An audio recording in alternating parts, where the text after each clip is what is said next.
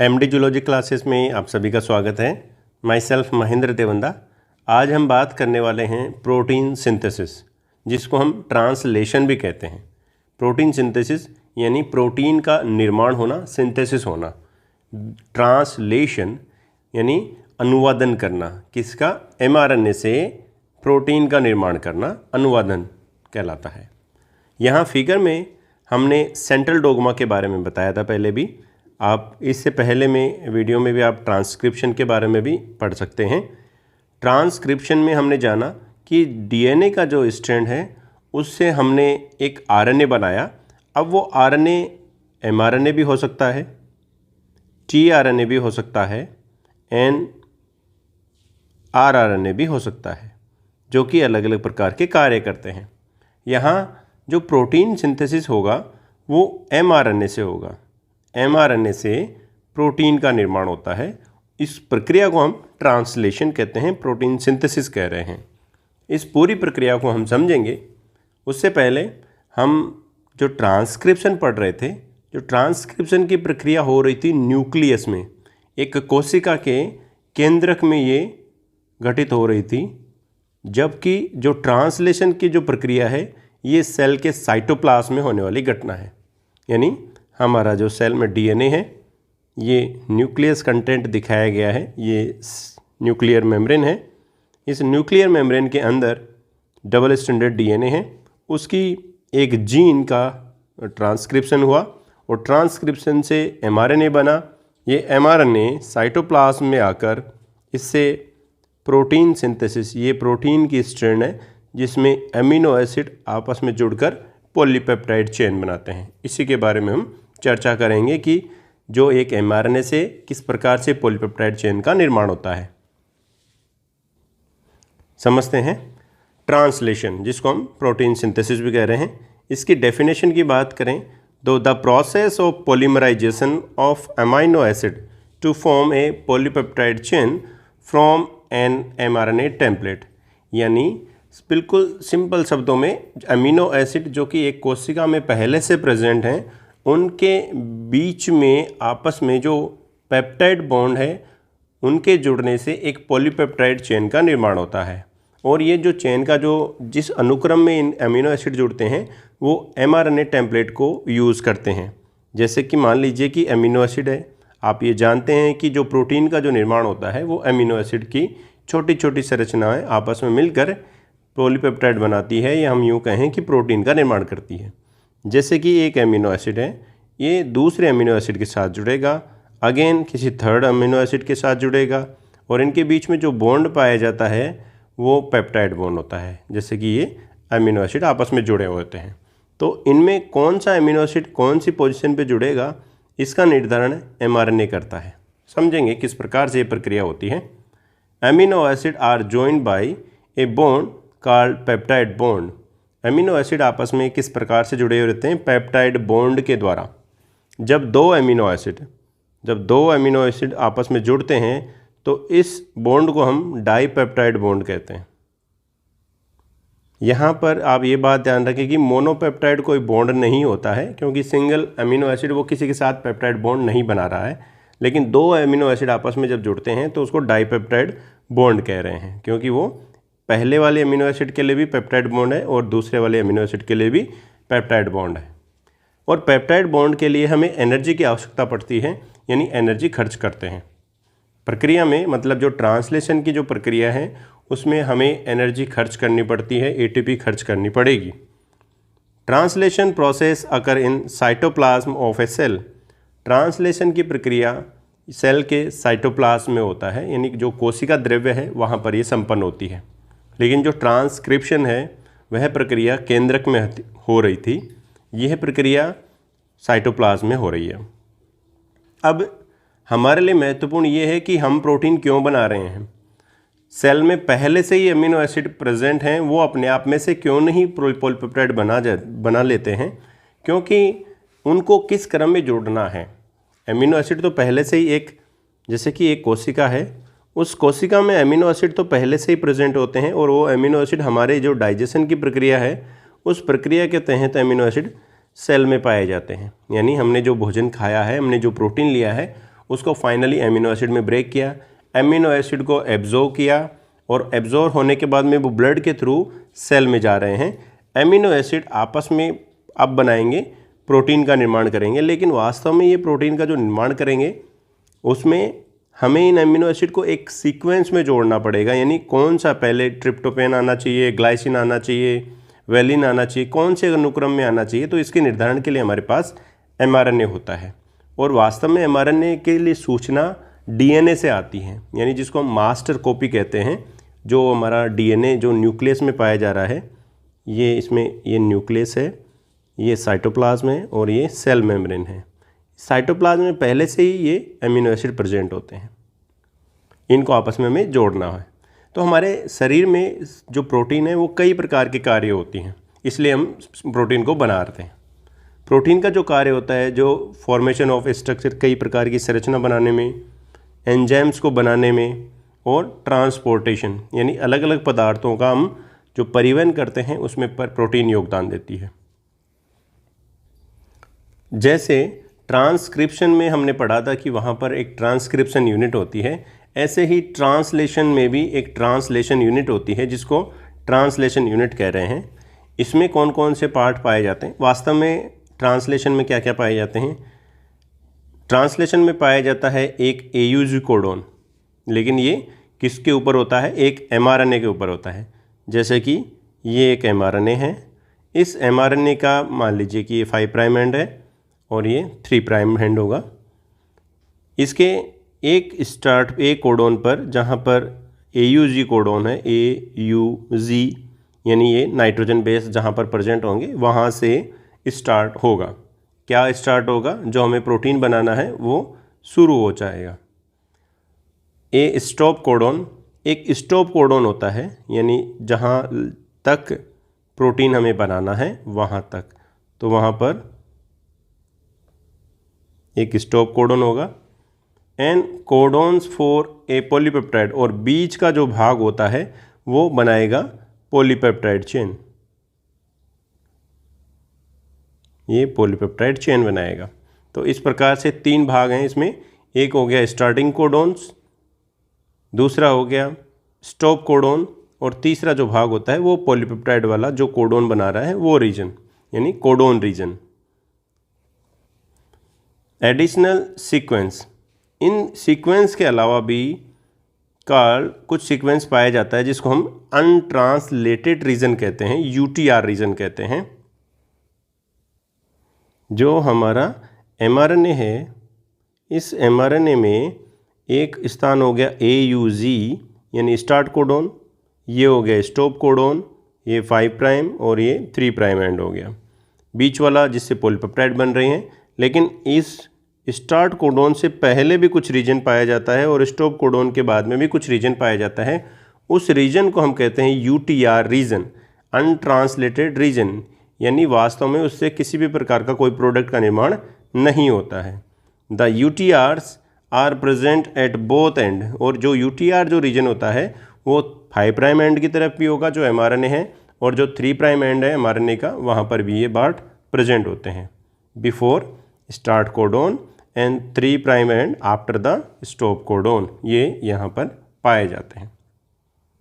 बात करते हैं जो mRNA से जो पॉलीपेप्टाइड बनती है, पॉलीपेप्टाइड का मतलब हो गया कोई प्रोटीन जो बनना है उसके सीक्वेंस क्या होगा। Polypeptide synthesis from N terminus to C terminus, यानी इसका मतलब क्या हुआ, एक एमिनो एसिड को हम स्ट्रक्चर बनाते हैं, जैसे कि ये एक एमिनो एसिड है, ये एमिनो ग्रुप, ये इसका अनदर ग्रुप और ये इसका कार्बोक्सिल ग्रुप। यहाँ पर मान लीजिए कि एक कार्बन, यहाँ R कोई भी हो सकता है, ये छोटी बड़ी R1 R2, यानी इसमें साइड ग्रुप जो भी होता है उसके आधार पर अलग अलग एमिनो एसिड हो सकते हैं। अब जो इसका निर्माण होगा, यानी जो जॉइनिंग होगा, दूसरी पॉलीपेप्टाइड का जो निर्माण होगा, पेप्टाइड बॉन्ड का निर्माण होगा, वो इस कार्बोक्सिल ग्रुप से होगा, यानी इस कार्बोक्सिल ग्रुप से जहाँ दूसरा जो एमिनो एसिड है उसका एमिनो ग्रुप जुड़ेगा, इनके बीच में पेप्टाइड बॉन्ड का निर्माण होगा। तो ये जो पॉलीपेप्टाइड जो सिंथेसिस हो रही है वो एन टर्मिनस से सी टर्मिनस यानी लास्ट का जो होगा उसका जो कार्बोक्सिल एंड फ्री होगा तो एन टर्मिनस से सी टर्मिनस की तरफ होगा। Ribosomes read mRNA in the 5 to 3 direction. अब हम देखेंगे जो प्रोटीन का जो सिंथेसिस हो रहा है उसमें राइबोसोम्स अपना महत्वपूर्ण भूमिका निभाते हैं। राइबोसोम्स ही प्रोटीन सिंथेसिस करवा रहे हैं। हम राइबोसोम्स को सेल फैक्ट्री भी कहते हैं, प्रोटीन सिंथेसिस की सेल फैक्ट्री कहते हैं, यानी यही बना रहे हैं। तो इनका mRNA पर 5 to 3 डायरेक्शन में मूव होता है। जैसे कि यहाँ पर ये एक mRNA है, इसका ये 5 प्राइम एंड है और ये दूसरा 3 प्राइम एंड है। इन दोनों एंड पर जो ट्रांसलेशन की जो प्रक्रिया है वो इसी डायरेक्शन से शुरू होती है और यह मूव करता रहता है, यानी 5 to 3 डायरेक्शन में ये रीड करता है इसको। यूकैरियोटिक mRNA कैसा होता है? ये मोनोसिस्ट्रोनिक होता है। क्या होता है मोनोसिस्ट्रोनिक? यूकैरियोटिक mRNA, यहाँ पर ये यूकैरियोटिक mRNA दिखाया गया है जिसमें मतलब एक ही जो mRNA है उसमें से सिर्फ एक ही प्रोटीन बनती है। ये सिर्फ सिंगल प्रोटीन का निर्माण हो रहा है, या हम क्यों कहें पॉलीपेप्टाइड का निर्माण हो रहा है। जबकि प्रोकैरियोटिक में क्या होता है, एक mRNA से यहाँ पर दिखाए गए 3 प्रकार की या उससे भी अधिक प्रकार की प्रोटीन का निर्माण हो सकता है। तो इस आधार पर प्रोकैरियोटिक mRNA तो पॉलीसिस्ट्रोनिक कहलाता है, जबकि यूकैरियोटिक mRNA मोनोसिस्ट्रोनिक कहलाता है। अब हम समझते हैं इस प्रक्रिया को कि ट्रांसलेशन या जो प्रोटीन सिंथेसिस की जो प्रक्रिया है वो किस प्रकार से संपादित होती है। तो इसको हम 3 प्रकार से डिवाइड करते हैं। ट्रांसलेशन इनिशिएशन यानी इसकी शुरुआत, ट्रांसलेशन इलोंगेशन जो एमिनो एसिड की जो चेन है उसकी ग्रोथ होना, एंड ट्रांसलेशन टर्मिनेशन, और इस जो लास्ट में जो प्रोडक्ट बन जाता है पॉलीपेप्टाइड उसका एंडिंग होना, सब प्रोडक्ट फ्री होना। यानी पहली प्रक्रिया हुई इनिशिएशन जिसमें क्या हुआ, ये 5 प्राइम एंड है, इसका ये दूसरा 3 प्राइम एंड होगा। यहाँ पर राइबोसोम्स आकर जुड़ता है, राइबोसोम्स की दोनों सब यूनिट आकर जुड़ जाती है और कई प्रकार के फैक्टर आर जुड़ जाते हैं। ये हो जाता है इनिशिएशन। इसके बाद में दोनों राइबोसोम जब आपस में जुड़े हुए रहते हैं तो इनमें कोई पॉलीपेप्टाइड चेन की ग्रोथ होती है, ग्रोविंग पॉलीपेप्टाइड चेन, धीरे धीरे ये ग्रोथ हो रही है। तो इलोंगेशन में जो पॉलीपेप्टाइड चेन है उसकी ग्रोथ होती है, और लास्ट जो टर्मिनेशन है उसमें जितने भी ये पार्ट हैं वो सब एक दूसरे से अलग हो जाते हैं। इसी प्रक्रिया को हम अभी समझते हैं कि इस प्रक्रिया में क्या क्या होता है। सबसे पहले ट्रांसलेशन में हमें कुछ चीज़ों की आवश्यकता पड़ती है। उसमें एमिनो एसिड हैं, क्योंकि जो पॉलीपेप्टाइड का जो निर्माण होगा वो एमिनो एसिड के आपस में जुड़ने से ही होता है। तो लगभग हम जानते हैं कि 20 स्टैंडर्ड अमाइनो एसिड पाए जाते हैं। ये हैं जो 20 एमिनो एसिड हैं वो स्टैंडर्ड हैं, ये अमाइनो एसिड हैं। ये 20 स्टैंडर्ड जो अमाइनो एसिड हैं ये इनका क्रम बदलता रहता है, और पर्टिकुलर वो क्रम बदलने से जो प्रोटीन बनना होता है उसमें भी बदलाव आ जाता है। tRNAs पाए जाते हैं, अलग अलग प्रकार के ट्रांसफ़र RNA पाए जाते हैं, राइबोसोम्स पाए जा रहे हैं। अब राइबोसोम्स हैं वो 2 प्रकार के होते हैं। प्रोकैरियोटिक में 70S राइबोसोम्स पाए जाते हैं और यूकैरियोटिक में 80S राइबोसोम्स पाए जाते हैं। 70S राइबोसोम्स की हम सब यूनिट जानते हैं, ये होती है 50S सब यूनिट और 30S सब यूनिट।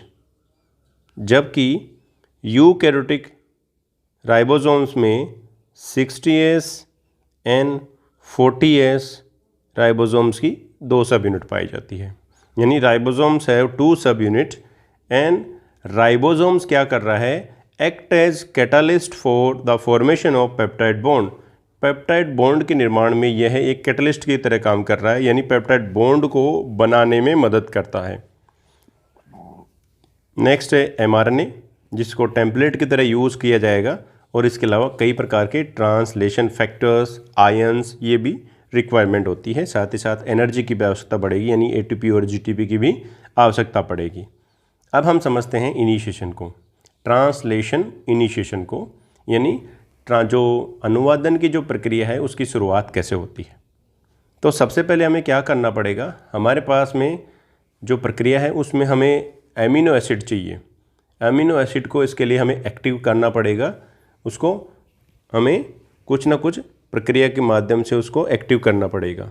तो इसमें प्रक्रिया होती है चार्जिंग ऑफ टीआरएनए, जिसको हम चार्जिंग ऑफ टीआरएनए, जिसमें सबसे पहले क्या हो रहा है, टीआरएनए को चार्ज किया जाता है, जिसको हम formation of aminoacyl tRNA भी कहते हैं। यानी जो वास्तव में अलग अलग कंपोनेंट हैं वो करते क्या हैं, जैसे जो हमारा टीआरएनए है वो सेल के अंदर जो एमिनो एसिड पड़े हुए हैं उनको राइबोसोम्स पर लाकर इनको प्रोवाइड करवाता है, और राइबोसोम्स जो एमआरएनए है उस पर जुड़ा हुआ रहता है, और जो जिस अकॉर्डिंग कोडोन होगा उसके एंटी कोडोन जो टीआरएनए होगा वो एमिनो एसिड को लेकर आएगा। तो सबसे महत्वपूर्ण क्या हुआ, टीआरएनए, क्योंकि टीआरएनए एमिनो एसिड को राइबोसोम्स पर लेके आता है। तो टीआरएनए को हमें चार्ज करते हैं, चार्ज का मतलब है इसके ऊपर हम एमिनो एसिड जोड़ते हैं, तो इसको हम कह देते हैं चार्जिंग ऑफ टीआरएनए या formation of aminoacyl tRNA. कैसे होता है, first amino acid are activated by binding of ATP. जो पहला अमीनो एसिड है वो एटीपी के बाइंड होने से चार्ज हो जाता है, एक्टिवेट हो जाता है, और एक्टिवेट होने के बाद में वो टीआरएनए के साथ में जुड़ता है। प्रक्रिया कैसे होती है यहाँ हम इस डायग्राम के थ्रू समझते हैं। यहाँ ऊपर ही ऊपर आप देख पा रहे होंगे ये एक अमीनो एसिड है, कोई सा भी अमीनो एसिड हो सकता है क्योंकि इसमें आर ग्रुप अलग है, ये इसका कार्बोक्सिल ग्रुप है और ये इसका एमिनो ग्रुप है। अब इसमें सबसे पहले क्या हुआ, एटीपी जुड़ती है, एटीपी एडिनोसिन ट्राई फॉस्फेट, यानी इसमें 3 फॉस्फेट जुड़े हुए हैं जिनको बाहर करके भी दिखाया गया है। इनमें से 2 फॉस्फेट तो रिलीज हो जाते हैं, एक फॉस्फेट यानी एएमपी एडिनोसिन मोनोफॉस्फेट इसके कार्बोक्सिल ग्रुप पर जुड़ जाता है और इसको हम कहते हैं एमिनो एसाइल एएमपी। यानी हमारा जो एमिनो एसिड है उसने एटीपी में से एएमपी लिया और इनऑर्गेनिक जो फॉस्फेट है, पायरोफॉस्फेट है, वो रिलीज हो जाते हैं, तो अमीनो एसाइल एएमपी का निर्माण हो जाता है।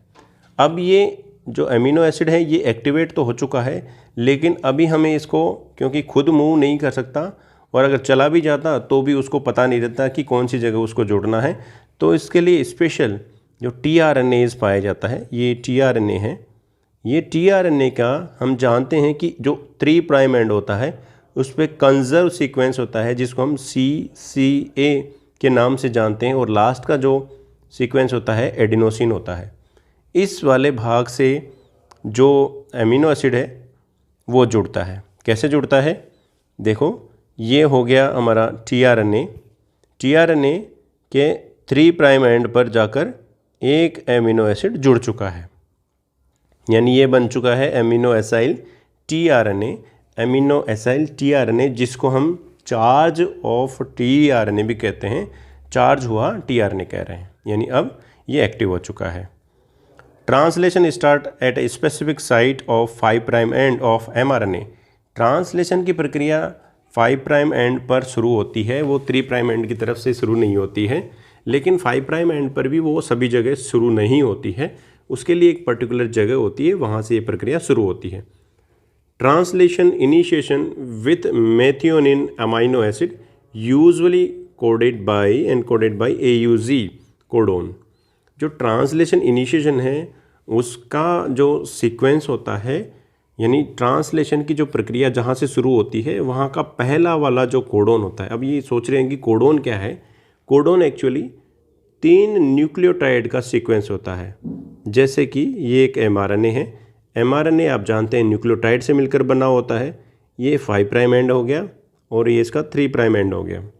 इसके किसी अनुक्रम में मान लीजिए कि AUG यहाँ पर आता है, तो जैसे ही राइबोसोम इसके ऊपर मूव करेगा तो उसको ये जो AUG सीक्वेंस है वो इसको पहचान लेगा और इससे अब जितने भी चीज़ें हैं वो आकर यहाँ पर जुड़ जाती है, और उसके बाद में ट्रांसलेशन की प्रक्रिया शुरू होती है। और जो AUG है उसके लिए जो tRNA आता है उस tRNA पर मेथियोनिन अमाइनो एसिड जुड़ा हुआ रहता है, यानी AUG जो सीक्वेंस है, कोडोन है, वो मेथियोनिन को कोड करता है, यानी उसके लिए ही वो अनुक्रम पाया जाता है। इन मोस्ट बैक्टीरिया, अधिकांश बैक्टीरिया में protein synthesis initiate with A modify methionine residue. ये जो मेथियोनिन है उसको सामान्य रूप से उसको मॉडिफाई कर दिया जाता है और वो N-फॉर्माइल मेथियोनिन कहलाता है। उसमें थोड़ा सा मॉडिफिकेशन कर देते हैं, बाकी कोडोन वही AUG ही होता है। लेकिन यूकैरियोटिक में सीधा का सीधा जो मेथियोनिन है उसी को सीधा जो ट्रांसफर RNA है उसके द्वारा लिया जाता है। इसमें क्या हो रहा है, फॉर इनिशिएशन में क्या हो रहा है, small sub unit of ribosomes bind to mRNA at start codon. जो स्टार्ट कोडोन है वहाँ पर जो स्मॉल सब यूनिट राइबोसोम्स की जो स्मॉल सब यूनिट है वहाँ पर आकर ये जुड़ जाता है। और कहाँ पर जुड़ता है, जहाँ पर AUG सीक्वेंस होगा। लेकिन राइबोसोम्स को कैसे पता होगा कि वो AUG सीक्वेंस ही है, कि एक mRNA के ऊपर राइबोसोम्स के कैसे पता होगा कि AUG सीक्वेंस कहाँ होता है। तो उसके लिए राइबोसोम्स इसके ऊपर से मूव करता है और उसको स्कैन करता है। स्कैन करते हुए उसको सीक्वेंस का जब पता चलता है तब वो वहाँ पर जाकर रुकता है और दूसरे फैक्टर को भी जोड़ने में मदद करता है।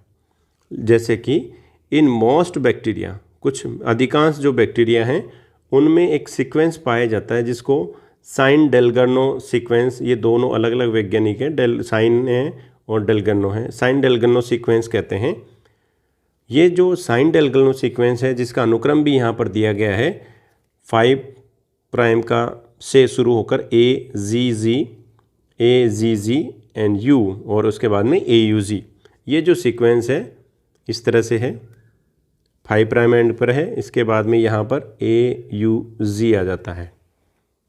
प्रेजेंट ऑन mRNA, ये सीक्वेंस है जो साइन डेलगर्नो सीक्वेंस है, ये mRNA पर प्रेजेंट होता है। अब ये तो प्रेजेंट है, लेकिन इसको पहचानेगा कैसे ribosomes, because that is a complementary of 16S rRNA of ribosomal small sub unit, जो कि हम यहाँ पर बात कर रहे हैं बैक्टीरिया की। तो बैक्टीरिया के राइबोसोम्स की जो छोटी सब यूनिट हैं उसमें हमने पढ़ा कि वो राइबोसोम्स rRNA और प्रोटीन से मिलकर बना हुआ होता है। तो जो छोटी सब यूनिट होती है उसमें 16S rRNA पाया जाता है। इस 16 rRNA के पास में जो साइन डेलगर्नो सीक्वेंस है उसका अपोजिट कॉम्प्लीमेंट्री सीक्वेंस पाया जाता है। तो इस अकॉर्डिंग जो DNA जो हमारा mRNA है उस mRNA पर जैसे ही ये मूव करता है तो कॉम्प्लीमेंट्री बेस पेयरिंग होने से वो वहाँ पर जाकर रुक जाता है। अब ये तो हो गई प्रोकैरियोटिक की या बैक्टीरिया की बात, लेकिन यूकैरियोटिक में क्या होता है, यूकैरियोटिक में कजाक सीक्वेंस पाया जाता है। कजाक सीक्वेंस जो पाया जा रहा है उसका अनुक्रम है ACC AUG। ये सीक्वेंस फिक्स होता है। Present near 7 methyl guanosine cap at 5 prime end of mRNA। आप जानते हैं जो mRNA है यूकैरियोटिक में उसमें 5 प्राइम एंड उसको कैप लगा दी जाती है, ग्वेनोसिन की कैप लगा दी जाती है। तो इस कैप को पहचानने का कार्य, जो कि इस कैप पे क्या अनुक्रम है, कैप को पहचानने का कार्य राइबोसोम्स करता है। और उसके बाद में पहचानने के बाद में जैसे ही थोड़ा आगे बढ़ता है उसको एक सीक्वेंस मिल जाता है जो कि इनिशिएशन कोडोन है, यानी ये शुरुआत जहाँ से होती है। Kozak sequence is complementary of 18S। अब कजाक जो सीक्वेंस है वो 18S 18S rRNA की कॉम्प्लीमेंट्री होता है, जो कि 40S राइबोसोमल सब यूनिट का भाग होता है या जिससे मिलकर बना हुआ होता है। यहाँ प्रोकैरियोटिक mRNA में आप देख रहे होंगे ये जो 16S rRNA है, ये जो 3 प्राइम और 5 प्राइम दिखाया गया है, ये वास्तव में राइबोसोम्स का ही भाग होता है। ये राइबोसोम्स है जिसका ये rRNA है, और जो प्रोकैरियोटिक mRNA है इसका सीक्वेंस साइन डेलगर्नो सीक्वेंस है और इसका कॉम्प्लीमेंट्री rRNA में पाया जाता है। ऐसे ही यूकैरियोटिक में 5 प्राइम जो एंड है 7 मिथाइल गुनेसिन के आसपास, यहाँ पर राइबोसोम आकर जुड़ता है, इसकी 40S सब यूनिट और जिसका भी 18S rRNA जिसके पास में इसका कॉम्प्लीमेंट्री सीक्वेंस पाया जाता है और इसको ये स्कैन करते हुए आगे बढ़ता है। तो ट्रांसलेशन इनिशिएशन की प्रक्रिया वास्तव में कैसे हो रही है? सबसे पहले क्या हो रहा है, जो हमारा mRNA है उस पर आकर राइबोसोम्स जुड़ता है और राइबोसोम्स जैसे ही आकर जुड़ता है, ये हमारा राइबोसोम्स आकर जुड़ा। राइबोसोम्स यहाँ पर प्रोकैरियोटिक का बताया गया है। इसके आगे की तरफ एक स्टार्ट कोडोन होता है, शुरुआत वाला कोडोन होता है। इस शुरुआत कोडोन को कोड करने के लिए ये मेथियोनिन अमाइनो एसिड को कोड करता है, तो जो टीआरएनए आता है वो इसी के अनुक्रम आता है और यहाँ पर आकर जुड़ जाता है। इसके बाद में कई प्रकार के जो ट्रांसलेशन फैक्टर हैं वो भी आकर यहाँ पर जुड़ते हैं। यहाँ पर राइबोसोम्स की स्मॉल सब यूनिट के साथ में ये जुड़ी हुई स्ट्रक्चर होती है। अब जैसे ही इस पर लार्ज सब यूनिट आकर जुड़ती है, उसके बाद में जो इसमें लार्ज सब यूनिट में 3 रीजन होते हैं, ई, पी और ए। ई का मतलब हो गया एग्जिट, पी का मतलब हो गया पेप्टिडाइल, और ए का मतलब हो गया एक्सेप्टर,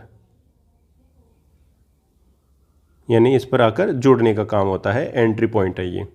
यहाँ से कोई भी टीआरएनए आकर यहाँ पर लगता है और यहाँ पहला वाला जो अमाइनो एसिड है वो पहले पी पोजीशन पे आता है। जब शुरुआत होती है, ये आप ध्यान रखेंगे, पहला जो अमीनो एसिड है वो पी वाले पॉइंट पर आता है और जब ए पॉइंट पर जब कोई दूसरा टीआरएनए आता है, टीआरएनए का मतलब वो जब अपने साथ में जो अमीनो एसिड लेके आ रहा है, तो वह इनके बीच में बॉन्डिंग हो जाता है।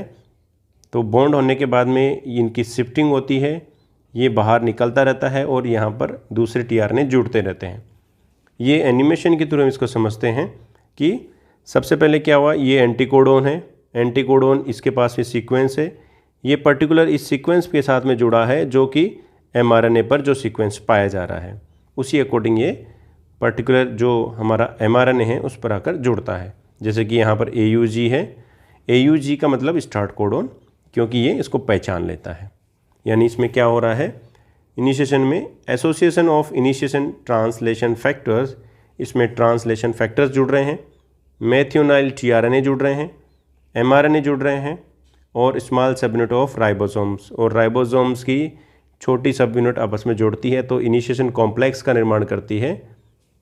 उसके बाद में ट्रांसफ़र ऑफ मेथियोनिन, जो मेथियोनिन है उसको ट्रांसफ़र किया जाता है to amino acyl tRNA at the A site of ribosomes forming a peptidyl tRNA.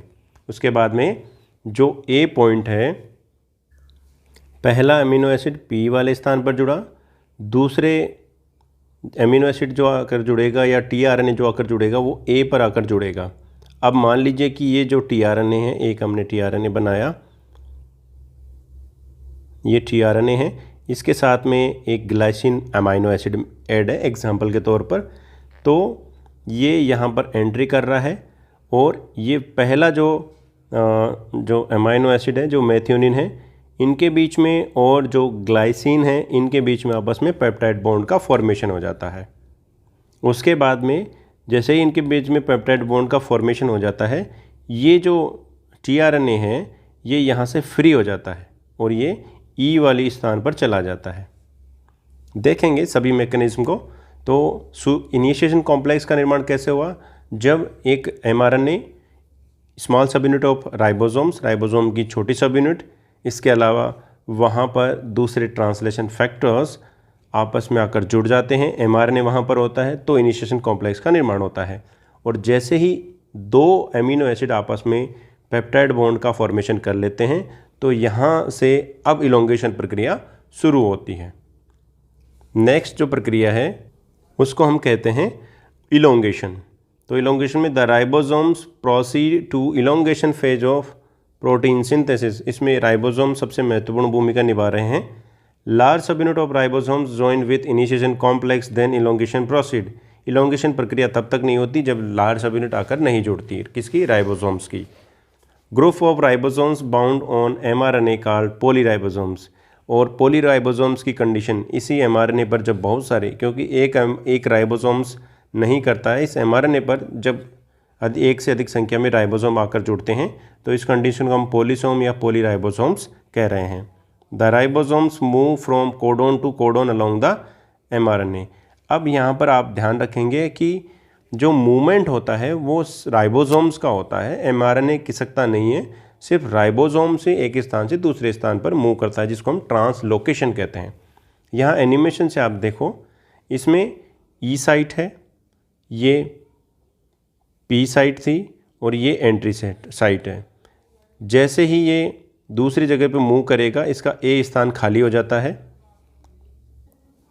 क्या हुआ, कोई अमीनो एसिड आकर जुड़ा, ये अपनी जगह चेंज कर लेता है।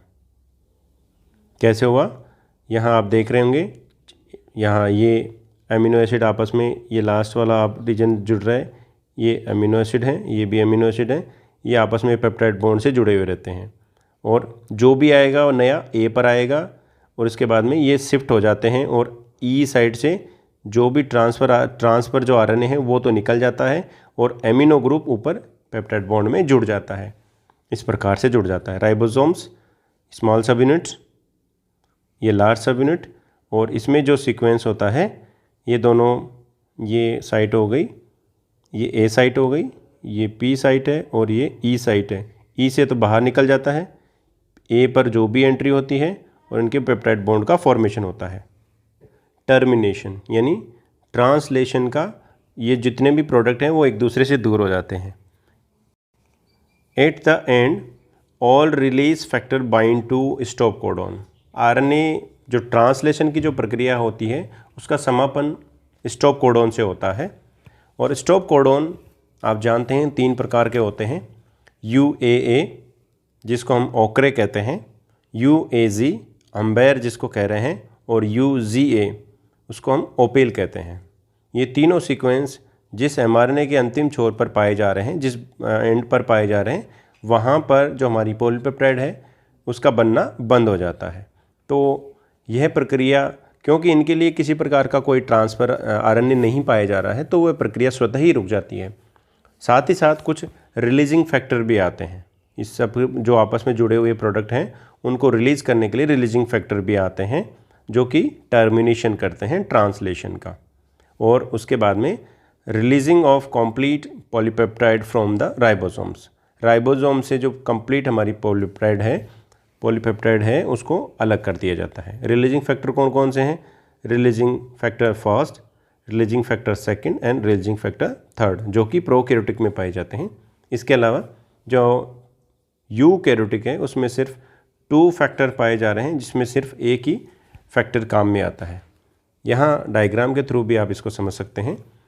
यहाँ पर स्टॉप कोडॉन UAA आ चुका है, तो ये UAA जब राइबोसोम इस सीक्वेंस पर जब आता है तो राइबोसोम्स आगे मूव नहीं करेगा, क्योंकि इसके लिए कोई ट्रांसफ़र RNA, कोई एमिनो एसिड नहीं लेके आएगा, तभी तो हम इसको स्टॉप कोडॉन कहते हैं। तो यहाँ पर कोई tRNA नहीं आता है, तो जो पॉलीपेप्टाइड चेन है वो अलग हो जाती है। जो tRNA है वो भी एग्जिट साइड से होते हुए सब बाहर निकल जाते हैं और सभी प्रोडक्ट फ्री हो जाते हैं। स्मॉल सब यूनिट अलग हो जाती है, लार्ज सब यूनिट अलग हो जाती है, और जो भी प्रोडक्ट tRNAs हैं वो भी एक दूसरे से अलग हो जाते हैं।